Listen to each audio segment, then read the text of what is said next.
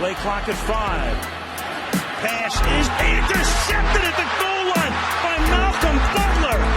To Henry. Quick snap. Breeze.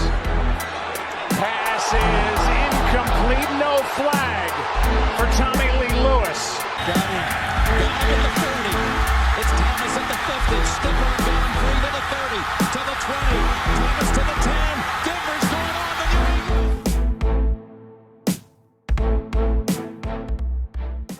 So, another week, another Deebo Samuel, I guess, new entry into the saga that is the dilemma, that is the horrible thing for Niner fans across the country, and that is also the horrible thing for the front office because they have themselves in a bit of a pickle. Definitely the biggest issue that good old Tom Lynch has had to deal with the whole time, and he's done a good job up to now. This is definitely going to be a test for him. We got some big trade news, possibly between the AFC West and the NFC North. And then, Alex, would you be surprised if I told you that the Jacksonville Jaguars are having internal issues? You're telling me that the Jacksonville Jaguars owner is getting involved in football decisions? No, that can't be. I'm telling you that not only is their owner getting involved in football decisions, but also their GM is a moron. Well, the GM was the former GM of the Niners, and we were down that road many, many times. So I'm very familiar with the man with 2 A's in his name back to back. I'm so sorry. Balky's a bum, but at least you don't have to deal with that man anymore. Luckily for you, you have a competent GM. And he's gonna swimmingly. I know you said that John Lynch is the guy to kind of navigate these tough waters, and he can be. He really he has. There hasn't been the one thing he hasn't done is he hasn't really orchestrated this Jimmy G exit quite like we'd like him to. But he's really handled a lot of the issues that have come across in the past with all these players and contract demands and such, and took care of Fred Warner. He took care of. What other big signings have they had recently? I know they Trent Richardson was a hell of a trade, and Trent Williams, and they took care of those guys. So they've shown a track record of. Did you say Trent Richardson? I think I said Richardson. Oh, that's definitely not a good trade if you had to trade for him. Oh no. Yeah, that would completely revoke any of John Lynch's brought in Trent Richardson. So. I'm glad. Remember Trent Richardson while we're on that? Do we remember that picture when he was in Oakland? He missed that touchdown and he had like a 10-yard gap between his guard and his tackle. Well, I just remember everyone was so psyched when he came out and he was like the XFL's first overall pick. Or no, maybe it wasn't even. I think it was the Alliance of it, the AAF when that came. The AAF, yes. Like the first overall pick. It was crazy.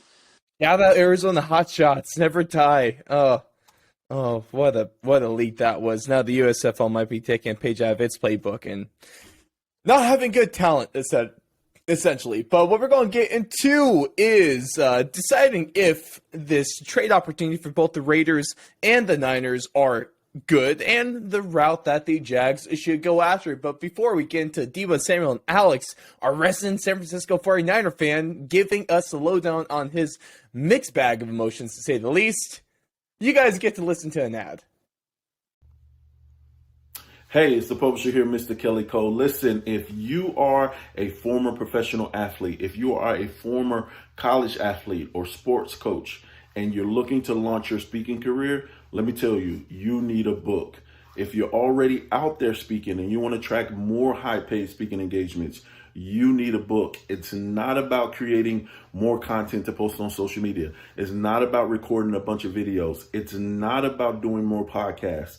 The number one secret to attracting more high-paid speaking engagements or even launching your speaking career is a book. Hey, I'm the publisher, Mr. Kelly Cole, and I help former athletes and sports coaches create best-selling books in 30 days to launch their speaking career, even if they hate writing and don't know where to start. So for the first time ever, I've created a free case study video that will not only show you how to write a book from scratch, in as little as 30 days and become a best-selling author. It will also show you how to attract more high-paid speaking engagements. Now, to check out this free case study video, click the link that says learn more or go to booksforathletes.com. Real quick before you go, do not go if you're not a former athlete or sports coach, because you won't find any value in what I'm about to share. And don't go if your book is already out and already on Amazon. You won't find any value in what I share over there. But if you are a former athlete or sports coach, know that you need a book, or already out there speaking and you want to launch your speaking career, go check out that link now. Writing a book is not as hard as you think. It doesn't even matter if you don't know where to start. My case study video will show you how to start and get it done and onto the bestsellers list. So go now. All right, there we go. 3, 2. And after that, please, just real quick before we get into Deebo Samuel, help me to help me. There is probably no helping you in this one unless you're an athlete that wants to go write a book. So what better way to do it than at booksforathletes.com. Go check them out on Instagram and Twitter as well, and all of that fun stuff. Thankful for their sponsorship. But it's time. It's time. We've been talking for about, this is probably going on week 3, and it's only gotten more interesting. And now we get the best part about this is that, Alex, you're back. You're joining us with the Deebo Samuel talk. First off, just general feelings. I just want to, it's time for a little bit of therapy, possibly. Just speak your heart, speak your soul, and I'm here for you, man. Yeah, so I think the best way to do this is to just take you through the last, I would say the last 6 months as a Niner. You go through the first couple of weeks, you go through all the offseason, the talk is it going to be Jimmy G? Is it going to be Trey Lance? Is it going to be Mac Jones? Are we trading for this, trading for that? No, nothing really focused on Deebo Samuel or the George Kittles or the world. It was all quarterbacks in the offseason. So season starts, and then you have this explosion of Deebo Samuel towards the end of the year, the back half of the year, right when the Niners were starting to get some momentum. They had injuries up through the first half of the year, but right at the back half of the year, right when they're starting to gel, starting to get healthy, Jimmy G comes back healthy. Deebo Samuel is now taking handoffs and taking pitches and is kind of I don't know if you remember how the Saints used Alvin Kamara his rookie year, but it seemed like single week he would have 7 carries for 70 yards and a touchdown and 6 catches for 85 yards and a touchdown. Like, he just pretty balanced. Just was always very efficient. It would always break chunk runs, and that's what we saw that Deebo was doing. And we started to slowly shift, him taking more and more snaps in the backfield, and just this absolute enigma of a player that really kind of embodied what the San Francisco Niners playoff run and that team was. I mean, the videos of him coming out to Super Gremlin and just absolutely going like that playoff run was fueled by Deebo Samuel. And I mean, my fandom of Deebo Samuel just exploded throughout that last 5 months or 5 weeks of the year. And then you go into the offseason, you have Devontae Adams gets a bag, Tyreek Hill gets a bag, Christian Kirk gets 4 for 84, whatever dumb number he got. And then you start to slowly do the calculus of, Kirk. We're going to shit on the Jags, I'm sure, a little bit later, but wow, did they ruin the wide receiver market for everyone? Yeah, completely everyone. And so you start to hear talk about the AJ Browns and DK Metcalfs wanting new contracts, and then Deebo Samuel, of course, is in that same draft class, and then Terry McLaurin comes out, and you just start to do the calculus in your head of like, shoot, what's going to happen when we need to pay Deebo Samuel big money, when Nick Bosa is inevitably going to get big money. We already paid Fred. We already paid Trent Williams. All these guys have just big numbers. And are we even going to be able to give Deebo Samuel, a $25 million contract a year? And to me, frankly, I think the answer is no. And I wouldn't give Deebo Samuel that money either.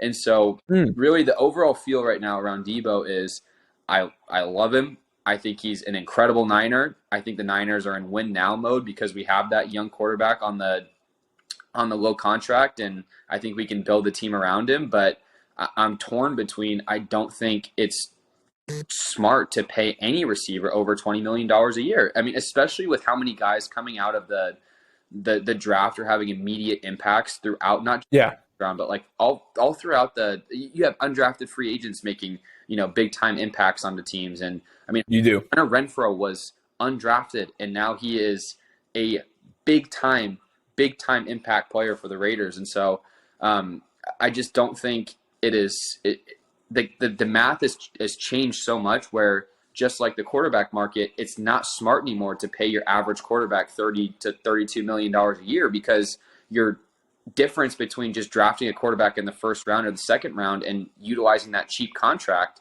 is much bigger.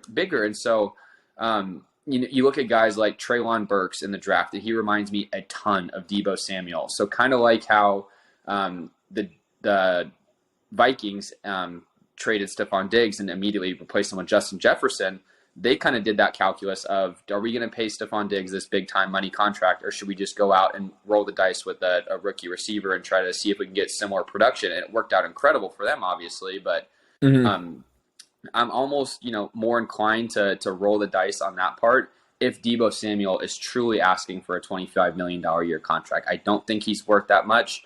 If he was coming around the neighborhood of, it sucks because it would be the Christian Kirk contract. If he was in there for $20 to $21 million a year, I think that would make sense. But you obviously cannot do that with Christian Kirk getting that much money. No, It's ridiculous. So no. yeah, I mean, if they're going to be out there and if they're going to be able to ship him and shop him for 2 first-round picks, I say you do it, no doubt. If it's That's what they're looking at. I mean, I kind of said that honestly. 2 first-round picks, it's the least for the Niners at this one. I even said that before. Like Deebo Samuel requested his trade. I was just talking about people were saying that the Niners should take a look and just take a look and possibly shop him around. And I would say 2 first rounds. I'm still steadfast on that one, but it does get a little bit interesting because if you take a look at the Niners, they're saying that they're going to keep him unless probably someone gives them at least those 2 first rounds. The Jets are in talks about giving the Niners their 10th overall at least this year, and you're going to do more than just that 10th. Let's be honest here. And then also you got the fact that.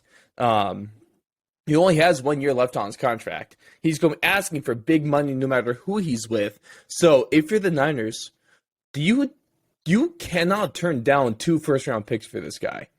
no, Right? 100%. Right, you have to take that. No, I mean, Would you take any less? yeah, I would. What's the cheapest Deebo Samuel goes for? I think it would be. First and third? Well, here's the issue too with the Niners is that the Niners are not in, and this was kind of the same thing with the Chiefs is, and I guess really the same thing with the Packers is all these teams that are trading these receivers that are about to get big money are not in rebuilding phase. They're all in win now mode. So it's it's not one of those situations where we're interested in a 2023 first, 2024 first. No, it's got to be immediate impact guys now. And so, if you're trading with someone like the Jets, if you bring back something like I think the 10th is where you start. You add on, I think they have a couple early first-round picks or second-round picks. It's got to be one of those as well. And then you throw in like a 4th and a 6th or something like that. But I think it's got to be at least 1 first and 1 really high second, and it's got to be this year. Because anything in the future just does not help, especially with this window. So the second one also has to be from this year, you said? Yeah, it's got to be. Okay. Especially with, we have this window of you would be trading Deebo Samuel because you don't want to pay him. And because you don't want to pay him, it's because you have this rookie quarterback right now, and you have this window where you can pay everyone else and bring in all these good free agents. And if you're going to then, what you're bringing back from trading Deebo is years in the future, you're now obviously relinquishing that time of having a cheap quarterback on a first-round contract. So I think it's got to be players with immediate impact. I honestly wouldn't even mind if it was impact players that are active NFL players, not even draft picks. So it's got to be a win-now move and I don't want to pay a receiver $25 million move. If it is totally a punt for the future, I would be very, very upset at that. All right, fair enough. You know, this is such a bit of a dilemma too, because obviously it's never a good thing to lose this kind of talent from your team. Um, which I think the dream scenario is that the Niners just pay Deebo Samuel. Of course, that's dream scenario for either side, but it's hard to afford that because they just picked up Nick Bosa's extension, and you're going to have to give that guy quite a chunk of money next year. So there's no way that you sign two players like Deebo and Nick Bosa in the Niners situation right now to be able to sign both of them to long-term contracts that they deserve financially. Damn near impossible to stay under the cap. But also the thing is about the cap, it's fake, it's not real, it's a conspiracy perpetuated by Big Goodell to be able to show and try to have the perception that the league is fair and we don't just get a team like the Yankees or the Dodgers in the NFL. There's my rant. Every time we talk about salary cap, I have to throw that in there, Alex, because it's true, man. That's my favorite conspiracy theory in sports, and I'm gonna ride with it till the end. I mean, that would be the only reason to explain how the Rams don't ever have salary cap issues whenever they're up against cap hell, as everyone calls it. Mm-hmm. But they're or you see a team over the cap and then we've restructured 20 of these guys' contracts and now we're fine. Yeah, it seems like every team could just restructure a contract into a signing bonus before the year, and it just turns into free money. Like, why wouldn't anyone do that? So the NFL is easy as long as you have some great lawyers to write the contract. Is that one here? Needs a cap guy. Everyone's just got to say you got a numbers guy, and if you have a numbers guy, you have a cap expert. That's yep. And if you're a team that doesn't have a cap expert, go find yourself a cap expert. Go get yourself a cap expert, man. It's easy, apparently. I don't understand how it works, but apparently it does. So it's just boom, boom, restructure, you're fine. Well, here's the thing, Ross. I want to hear your take on it. What would be your price if you were the Niners? What are you asking for? Is it a situation where you have to be blown out of the water to trade him? Or are you on the front end, you're like, no, everyone loves Deebo, we got to keep him. But on the down low, you're like, this is actually a really good time to trade Deebo. We should trade him. I think I'd pull the trigger on Deebo right now. I think you got to send him away.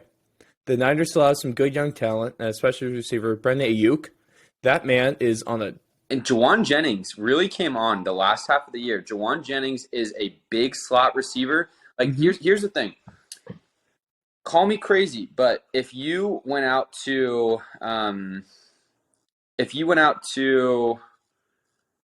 the last couple weeks of the year, Deebo Samuel really did not play receiver very often, maybe 40% of the snaps. And you had Juwan Jennings out there. You had Brandon Ayuk out there. You have George Kittle. You have three solidified receiving options, and Elijah Mitchell is a problem back there. And if you go your normal 11 personnel, you have Juwan Jennings, Ayuk on the field, and you have George Kittle playing tight end and Juszczyk and Mitchell. That's a starting lineup right there.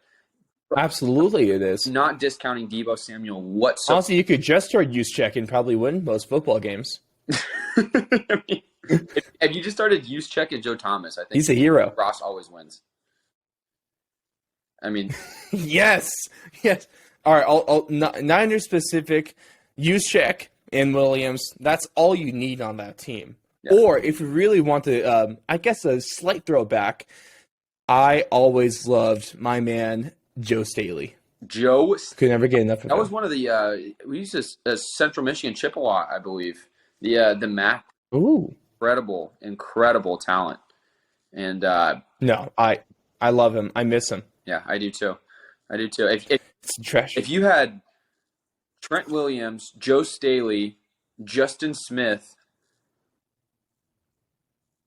Patrick Willis, and Kyle Juszczyk as your starting five in an NBA game, I don't think you lose many games. I don't think any team survives against that. I think they're just going to maul you to death. That just sounds like death to me. Wow. Can you imagine that team at like a 24-hour fitness or like a CalFit trying to play a pickup game? Like, bodies just be flying around setting screens. That would be a blood. Give me those five. Have you seen that basketball league where it's on Oh trampolines my and full god, contact? slam ball. Slam ball, yes. Slam ball. Give me them in slam ball. Is there an opening for us? Do you think there's an audience to do slam ball content? Like Bro, I don't even think I've only ever seen slam ball in like highlights? kind of pixelated like highlights. So I'm not sure if it's even a thing anymore. If I'm being honest, man. Oh, it's out there. Is it It's still a thing? 100%. Hold on. Are we going to have to field a team? Are we going to have to get a slam ball team? Fourth and long slam ball. The funniest thing, the first thing that pops up when you Google slam ball is slam ball still a thing? See, I'm not alone on this. It's a real concern. Oh gosh. Okay, so traditional slam ball is not around anymore, but there may be a couple. Maybe there may be a couple alternate leagues. Okay, getting back on track. Back on track. Where were What's we? your price that you would accept for Deebo? Bottom line for Deebo is first and a third. Bottom line. Even if it's not a first and a second this year, you'd still pull the trigger just because you think it's a good chance, good opportunity. I think so. I think so. The problem is I'm kind of with you, but I hate that I'm there. No, like I don't feel comfortable saying Deebo Samuel is as a player is not only worth at first and a third, but given the situation that the Niners are in, they should accept that. They don't need him, but also I love Deebo as a two-position player, but he's made very, very clear that he is not a two-position player, which I think is kind of I understand it, the money thing and the injury thing, but I think if you're literally the most dynamic player in the league, you should just roll with that because it's very hard to be named the most dynamic or the most versatile player in the league. That's exactly what Deebo Samuel is. That's why I had him in MVP conversations. Was he ever going to win it? No, but should he be up there? Yeah, probably. Could be fun. First and third, ideally a first this year and the first next year. Yeah. Does your thought process change at all with the fact that it's going to be Trey Lance's first year under center? That's why I would love. That's why perfect situation you keep Deebo because he would be fantastic for a young quarterback, but I just don't think that's the case. The Niners want to keep him, but we also have that video clip of Deebo in the club next to that one sign saying that he's going to stay with the Niners. I know. You know what I'm talking about, right? Well, here's the one thing that would get me going is if we traded Deebo to the Jets, got one of those early seconds, and then a variety of other things, and then with Corey Davis in the first. I was Davis, but it would be so dumb to take on his money. Yeah. If we drafted Jameson Williams at number 10 and Trey Lance could just uncork 80-yard footballs just to Jameson Williams streaking down the field, that would get me so fully torqued. I don't know. I think it might be okay. I think if I had a guarantee, I think that's good. Jameson Williams at 10, I'd be down. I think that'd be great. I am right there with you, Alex. Or what we do? Oh, okay. Or what we do is still that Jets package, and with the first we go whatever. I think we really, really need a corner. I think if we could find a way to get a Sauce Gardner or a Derek Stingley at number 10, and then at 33 or whatever one of those top early second round picks have would be, if we could reunite Trey Lance with his college teammate Christian Watson, I think that would be a perfect combo opposite Brandon Ayuk. And if you put Stingley on the outside, take care of one of those big issues that we had in the back end last year. You still have Kittle. Still have Fred Warner, still have Trent Williams, Trey Lance. Alleviate that first year jitters with Deebo Samuel. It's obviously you'd love to have a good safety net there, but what better safety net to have than one of your college teammates from North Dakota State? I mean, how often does that chance ever happen with a small school like that? So I think I would be okay with that. I honestly think with everything, all things considered, the 49ers are in a good spot. Agreed. even with all this drama, they're in a good spot. And I as a Niner fan, I wouldn't be super worried. And I think that's why they're okay with waiting this out a little bit. Is Deebo's value is not going to go anywhere, and as the longer it takes for them to go back and forth, I think Deebo's price comes down. For as far as his asking price, I think his trade value is not going anywhere. He's just set in stone. He is a very, very good player, and you can insert him into a lot of different offenses. But as this negotiation period goes longer, I think his asking price comes down. I think so. But the Niners, as of now, when does Deebo? So we're just going to assume Deebo Samuel gets traded. Alex, does he get traded night one? Before night one? I think it's honestly during night one because it's got during night one. I think it's one of those like you're 30 minutes before the draft, everyone's doing their prep, and all of a sudden bomb drops, Deebo's traded, and it's not. I don't think it's going to be one of those Jets are on the clock at 10 and then they get traded and Deebo Samuel gets traded. I don't. It's got to be something more drawn out. Dude, imagine if the Jets draft Williams and then trade him for Deebo in next year's and then a second. The problem is, I think the most important position right now for the Niners to address is corner, and if we had a top 15 pick this year, it would be asinine for us to not draft a corner. Fair enough. I think the Niners are going to be fine next year, though. Yeah. I don't think this is a bump for the road. They're still a playoff team with or without Deebo. Well, I think you made a very key point, is that the Niners are still operating in a position of power, and if it goes either way, it's not horrible one way or the other. I think exactly. Yeah. I think they're good. So let us know, Niner fans. Are you guys in a good spot? Are you in a good headspace? Let us know. I'm here for you. Because I know stuff like this could be horrible. Just talk to me, because the Broncos traded away Von Miller last season, 2 weeks after I bought his jersey. So, also, Alex, that's when I went against my rule. Especially with the A's, they enforced me. Never buy a jersey of a current player. You want to know what I did last year? I bought a jersey of a current player. You want to know what happened to that player? You got traded away. Don't buy a Russell Wilson jersey. I was so tempted to, damn it. I was like, oh, maybe. But I'll keep rocking my blue 2012 Tim Tebow jersey. I like it. That's the thing, is that Tebow flies forever. Bro, long live Tebow. But let's hop into the next thing here, because you spent long enough on Deebo Samuel. Let's talk about some more possible, front office controversy, because thank you, Jacksonville, the franchise that just produces headlines and drama and constant news stories to talk about, because they're a freaking mess, dude. They're so bad. So let's talk about this, too, because just days before draft night, they are still torn on who they're going to take with the first overall pick. Is it going to be Aiden Hutchinson? Is it going to be Trayvon Walker? No, I don't know.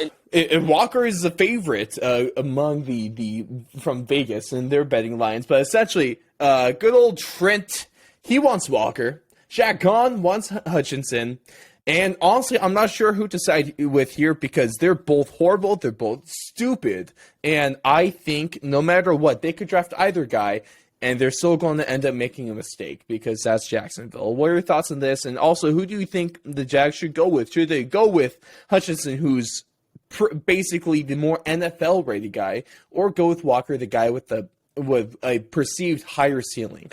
So, I think to answer that last question first, I think it's a no-brainer. Aiden Hutchinson is the first overall pick here. I think for a multitude of reasons. Safety, he's what he is already. He's going to be a guy that gets between 8 and 12. Hutchinson and Josh Allen. Yeah, it makes sense. Gosh, man. And the problem is Trayvon Walker, great combine, incredible, almost like generational combine awe-dropping performance. But you're talking about the combine, right? But you're talking about A, the combine. You're talking about B, the number one overall pick You Yeah. do not mess up the first overall pick. This is not the NBA. This is not the MLB. This is the NFL draft. And the only NFL first overall picks that have been bust really have been quarterbacks. And Travon Walker just does not have the makeup in what looks like a number one overall pick. He doesn't have the production. He does not have the he doesn't have the elongated production that you'd want to see over a long career. He's got all the physical tools. Yes, I get it. But when you are going through a year like the Jacksonville Jaguars have had for the last 5 years, all this dysfunction since their AFC Championship run, you do not want to tack onto this a potential guy that is drafted number one overall, put all of that expectation on his shoulder, put all of Jacksonville's past woes now sitting in this egg basket. And if this guy doesn't come up to this potential, which you're still, this is one of the purest going off projection number one overall potential picks that we've ever had. It's such an easy pick, which is why I think they're going to mess it up. And here's the thing is, ever since Trent Baalke found Aldon Smith, he's been trying to find the next Aldon Smith. And Travon Walker gives him that really toolsy, fast, quick twitch edge rusher that he really wants. But it's one of those pie in the sky kind of guys. It looks incredible, but is it too good to be true? I mean, it's like Sean Oakman is potentially going to be the number one overall pick. Oh my gosh. Hey, shout out to Sean Oakman, and you talked about the X-Ball earlier. Shout out to Sean Oakman and the LA Wildcats. Yeah, there you go. You know, for those that want to know that. Yeah, but with this, you first overall pick, you take the safe pick, and it's not necessarily that but a lot of times when you hear the word safe, you think, low ceiling, medium floor, and just good. But the thing with the Hutchinson already, it's a high floor. It's a high floor that this guy has. It's just not as much potential. But, between I would say if we want to do super scientific with this method, this hand, for those on video, you're going to see this. This hand is floor. This hand is ceiling. This is Aiden Hutchinson right now. This is Travon Walker. For those that I need to narrate that are just listening to the audio, essentially the hands are a lot closer together and higher up with Hutchinson than they are with Travon Walker. I think I explained that good enough. But even in this situation, I'd rather the Jags draft a guy like Ike Ekwonu is tackle for Lawrence instead of taking Walker. It's nothing against Walker. I'm absolutely not saying he's a bad player. I'm just saying that the Jags need Hutchinson, or they need just to take offensive tackle. Two very safe picks, two very, very explainable picks. Because if Aiden Hutchinson goes bad, you have a lot more excuses to fall back on than Travon Walker goes bad. And especially, too, because I think the same argument that completely eradicated Kayvon Thibodeau from the first overall pick selection or the pick contention was that, do we want to go off potential, or do we want to go off this known commodity? And as number one, you go known 10 times out of 10. And as unpredictable as the NFL draft and trying to project out these 21-year-old kids when you put them in big boy camps, Aiden Hutchinson just feels like a guy that is not going to – he's not going to get played off the field in the NFL. He's going to be a three-down player. He's going to be a starter for you for the next 6 to 8 years. And he's going to have, I see a Ryan Kerrigan-esque career for him. The end of the story is you cannot miss with the first overall pick. You cannot miss with the first overall pick, especially when you're Jacksonville, and especially when you had the first overall pick last year and you don't know what it's going to be right now. You take Hutchinson, you don't think about it, but they're going to take Travon Walker, and you're taking Walker, aren't they? Yeah, and admittedly so. I've invested a couple wagers into Aiden Hutchinson being the second overall pick, because I think as soon as they make the mistake that Walker goes off the board first, the next logical pick is obviously Aiden Hutchinson, and there's only one team that would be able to do this, and it seems like the Jacksonville Jaguars or the Sacramento Kings of the NFL here. They're just going to take the guy that just looks like potential, going to look great in the season. They're trying to take the sexy pick, They're trying to take the one that looks like it takes skill. Oh yeah, look, we're going to be right about this one. Just you wait. That's it. Play Jacksonville. Right. I wouldn't even do this if my job wasn't on the line. In a mock draft, I still can't take Walker first overall. And it is funny because you have draft experts like Daniel Jeremiah and all these guys that are like, I know I hear the rumblings of Trevon Walker going number 1, but I just can't believe it enough to put it in my mock draft. Like I can't believe that he would be the first overall pick, but it's going to happen. I can't. And with all this being said, that is why the Jags are going to draft Kenny Pickett first overall. Oh, that's small hands and all. Of course of them. Oh, Jacksonville. Thank you. And to Jacksonville fans, what are you still doing there? Yeah, Jacksonville fans. Now Detroit's looking pretty good, huh? I like Detroit. I got nothing. And shout out to our boy Andrew, one of our biggest fans. Resident Detroit fan. Nothing like biting. I want to bite kneecaps, Alex. Would you rather have Amon-Ra St. Brown or Christian Kirk? Which one? St. Brown. I know. Go on, look and for the price tag. I'd rather have a turd that costs as much as St. Brown does right now than Christian Kirk. He's what I just heard someone call Amon-Ra St. Brown. They called him Bud Light Cooper Cup.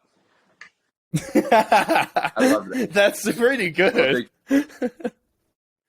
Hey, so who ends up being Busch Light Cooper Cup then? Hunter Renfrow? No, Busch Light Cooper Cup is gonna be Sky Moore this year. Sky Moore this year is gonna have Ross St. Brown type year. Busch Light Cooper Cup is going to be the next white lacrosse player that the New England Patriots and Bill Belichick draft. Oh, that's gonna happen too. Or they're gonna back. Yep, that's what happens. There's death, taxes, and the Patriots drafting lacrosse players. But I can't hate on them too much because, hey, it's worked. I don't know. Do you remember when the Niners brought in the guy from the rugby guy? What was his? Yeah. What was his name? I don't know. I remember his name, but that was. I know what you're talking about. Like a Jacksonville type move to bring, or a New England type move to bring in this out of nowhere guy to the front office, but it obviously didn't pan out very well for but. Let's move past that one. And let's lastly finish up with some more potential front office damning news if this goes down. Because the last thing we're going to talk about here is Darren Waller and his future team possibly. Because there are reports that come out very recently that the Raiders and the Packers are in trade talks for Darren Waller, and this kind of came up during the Devontae Adams trade. Of course, they couldn't trade for this because there's a rule, one of those real small arbitrary ones that we forget about a lot, where a team could tag a guy, but until the tag is signed, they cannot trade away that player for another player in return. It is picks and other sorts of financial compensation only. For some reason, apparently the powers that be decided that that's the best option here. So since they couldn't do that, they've been working on the trade since. This is all according to a man I've never heard of, Aaron Nagler. Apparently he's with, I think, Cheesehead News or something like that. So probably no bias here when it comes to Packers talk. And then from probably, I would say, a more verified reporter, we get just literally hours later after this news breaks, coming from ESPN's very own Jeremy Fowler. He says that there is a 0% chance of this happening. So I'm kind of torn here because I could totally see this trade happening. All biased Broncos fan in me, please get Waller's ass out of that division. Devontae Adams is enough on the Raiders. So I'm not complaining there. It is a logical trade it could be a logical trade for the Packers depending on money though. And if it's true that they were trying to do this during Devontae Adams and you couldn't do it for the role and they just started doing this after the trade, this report makes sense. What do you think the value is on a guy like Darren Waller? Because it seems like, is there a first rounder there? Here's the thing. So is there a first round Darren Waller? It seems like the top 5, the top 10 receiver market kind of has a price tag right now. When Stephon Diggs got traded, it was a high to mid, or it was a mid first round pick. So, Yeah. and some other assets on top of it. When it was Devontae Adams, those are first and second. Tyreek, a first and second. I think a first minimum is what you're talking about with these elite pass catchers. Is Darren Waller in that category, or is he? I think he is. I think he is too. I personally. Does the league? But if you're the Packers, And I think the Raiders are able to demand that from the Packers as well. and if you're the Packers, though, would you rather? So this NFL draft class is very, very deep at the receiver position. Would you rather trade that first round pick that you got from the Raiders to get Darren Waller, or would you rather take a risk on a guy like Garrett Wilson or Chris Olave or even like a Treylon Burks or a Jamison Williams, one of those guys? Would you rather have the known asset in Waller or take a risk on one of the cheaper young guys with the draft picks? I think it also depends on the Packers' mindset right now. Are they in? I'm gonna bring out the hated word, the window. Is the window closing on Aaron Rodgers' career? Apparently now he has 4 years, so you don't necessarily have to win now. I don't think you need to make the trade for Darren Waller. I think you can just stick with the draft and save yourself some money, save yourself some draft hits, and hell, you might be able to get better value from the draft as well. Because if you're going to be paying Aaron Rodgers a shit ton of money over the next 4 years, wouldn't it make sense to have a first-round guy on a 4-year rookie deal that's not worth that much money or cap hit as well? I mean, I think, and especially with, the Packers have 11 draft picks this year in the 2022 class. They really have not had a ton of draft capital in the last. But also, they haven't had draft success. No, that's very, very true. Actually. They have not drafted very well. Alex, final answer. Don't trade for Darren Waller. No? No. Nope. No. Go to the draft. What if Darren Waller costs a third and a fifth? Yeah, absolutely. Yeah. Yeah. A first and a fifth, you said? Second and a fifth. Second and fifth. Yeah. I like that trade because you can still take a wide receiver in the first round. I think that's what it comes. I don't think he goes for that though. I think the Packers have to get a receiver in the first round if they do not come out of the draft. And the thing is they have 2 picks in the first round. So if they really wanted to, they could trade the 28th pick for Waller and then still draft a receiver at the 22nd. But good point. I think at a minimum they need to get at least one pass catcher out of the draft, and it would be great for them to just go 22, 28. Let's get 2 receivers in and forget about it for the rest 4 years. That's how good I think these receivers are. You mean don't trade up for a quarterback you're not going to play ever? It's just the dumb. I'm so sorry. That's old news, and it's an old joke at this point. It's still funny to me. It is aged horribly. Absolutely horribly. Are you surprised? No, God, no, but still. No. It's just so bad. I guess, Alex, final question with this Darren Waller stuff. Yeah. Is the rumor true? Does he get traded? No, God, no. He's not getting traded. No. Okay. It's all fun to talk about, but he's not getting traded. Oh, it's so much fun to talk about. At least in reality, Deebo Samuel But here, getting traded. no, it's like I would have told you 2 years ago that Devontae Adams and Tyreek Hill would never be traded. So I don't know. Everyone. I don't think it happens, but would I be shocked if it did now? Is this the point we're at? Is NFL analysts? Oh, probably, maybe. Fuck it. I'm gonna throw a dart. Well, let's put ourselves in Darren Waller's shoes. Is he? You got the coin, Alex? Is Darren Waller quarter a little outside of the bromance here? Now that Derek Carr's got his best friend and former college. His college bro? He kind of like, I'm not the go-to guy. I wonder where my targets are going to come. Is he going to be just passing to Hunter Renfrow and Devontae Adams all day? And maybe the drama. Getting a little salty. Scouts have gone, and Derek Carr and Devontae Adams have been doing little private one-on-one workouts, and Darren Waller gets a little FOMO and all of a sudden calls up Rodgers and is like, hey, man, like, would you want to play together? I think you get. I think all of a sudden, I think you've tainted my mind in thinking everything in the NFL is a conspiracy. So I'll take pride in that, baby. Darren Waller's going to get traded for a 7th round pick. Yes, Sold. Book it. My favorite thing to do with the NFL, no matter what, is to read so far into everything that you go past the truth. My national pastime is paralysis by analysis. Yes. So that's why Tom Brady is still going to be traded to the San Francisco 49ers for Deebo Samuel. And Jimmy G. Bro. Make the numbers work. Trey Lance and Jimmy G, 2 with the Bucks with Deebo. Tom Brady gets and Mike Evans. And Ali Marpet's going to come out of retirement to play for the Niners. And Bruce Arians is now our GM. Everything changes. Pop it all. No. This is like if you like go into Madden, just hit randomize with every player in position and coaching. Well, this would be like you turn forced trades on. Right. Hey, Tom, while we're on it, screw it. We got a second left. Tom Brady for Deebo Samuel and a 3rd-round draft pick. Okay, no, hold on. I have a better hypothetical for you. A really, really interesting one that I don't know the answer to.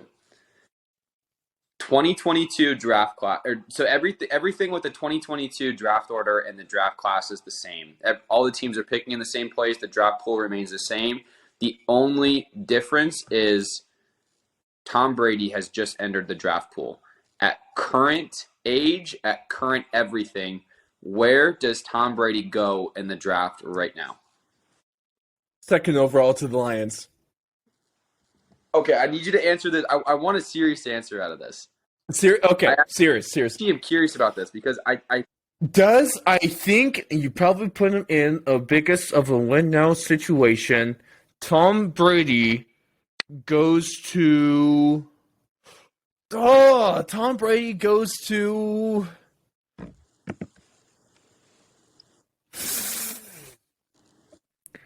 Dude. It's tough. Here. Tom Brady goes to the Dallas Cowboys. At what pick? 24th. You think but you still think Tom Brady is a first round pick? I don't think he is, but I think someone takes him in the first. So, I did this exercise with a couple of my buddies, and I think what it came down to was Tom Brady is not getting past Pittsburgh at 20. Because if you put Tom Brady in Pittsburgh, I was looking at that. Yeah, I was absolute. With the receivers, they have the defense. With the receivers they have, Najee Harris. They need to rework the offensive line, but you have a quarterback that. Does Tom Brady turn the Steelers into a Super Bowl contender now? Yes. 1,000,000%. What world are we living in? Bro, if Tom Brady gets traded to the Steelers, I will quit. No, he's not getting traded to the Steelers, but I'm saying I really think that they would draft him at 20th overall, knowing that they might have a year and a half on him. I'd love to see the trade value chart on Tom Brady entering the chat. Sorry, my mind. I need that. Whenever that happened. I need to hear that from anyone who listened to that. Please give us your thoughts on that one because that would be wild, and I really don't think you're too far off right there. But let's know your thoughts. Tom Brady, where would he be drafted right now? Is Deebo Samuel out of San Fran? And does Darren Waller need a new butt buddy as quarterback? All right. And then also, do you have literally any bit of faith in the Jacksonville Jaguars? Because if you do, good on you, man.